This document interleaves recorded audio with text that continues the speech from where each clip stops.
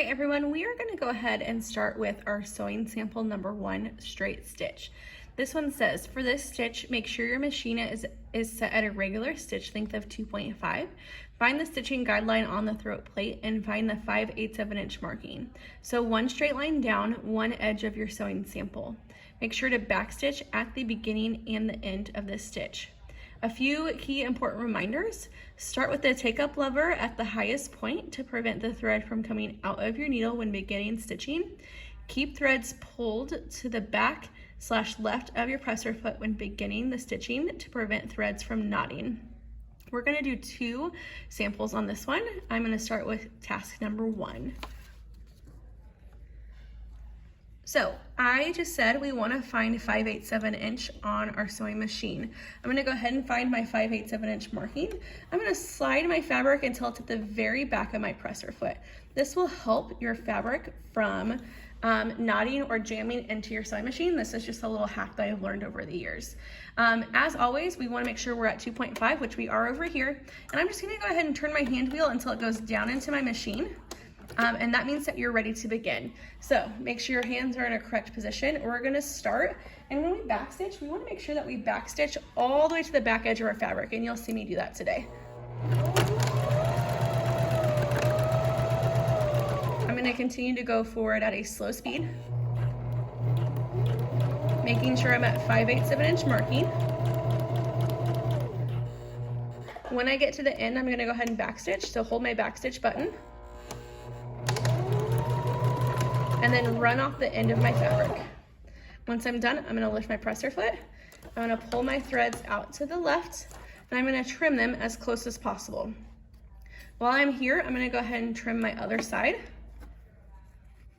There's a little bit of knot underneath here, but not too bad. And I'm gonna go ahead and trim this thread off. All right, now that I have one more I need to trim. Now that I have my threads trimmed, I'm going to go ahead and work on the second part of the sample packet. So the second part says for a basting stitch. If you remember, a basting stitch is a temporary stitch and is actually meant to be taken out, but we're going to practice our basting stitch today. For this stitch, make sure your machine is set at a basting stitch of a stitch length of a 4 or a 5. On this machine, it is out at 4.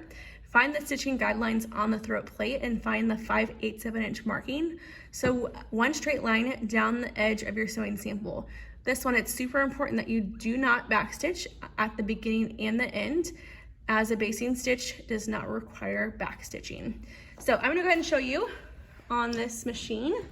If you remember, when we want to adjust our length, right now we're at a 2.5, which is your standard length. I'm gonna go ahead and move it out to a 4. That's your basting stitch. All right, as a reminder, we want to make sure we have threads that are pulled out and back to make sure they do not get sucked up into your machine.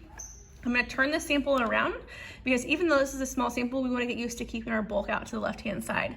So I'm going to go ahead and line my sample up with the 5/8 of an inch marking. If you remember, we are going to line our fabric up with the back of our presser foot. So start with our needle down in our fabric. All right. And we're just going to go ahead and begin. Like I said, there is no backstitch on this one, so straight stitch. And you're just gonna run straight off the edge.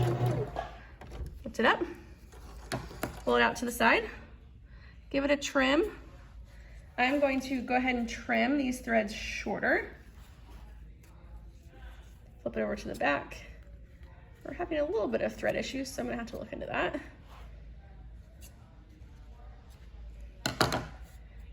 And this is everything I need for sample number 1. You notice there's a backstitch on the first one and there's no backstitch on our second one.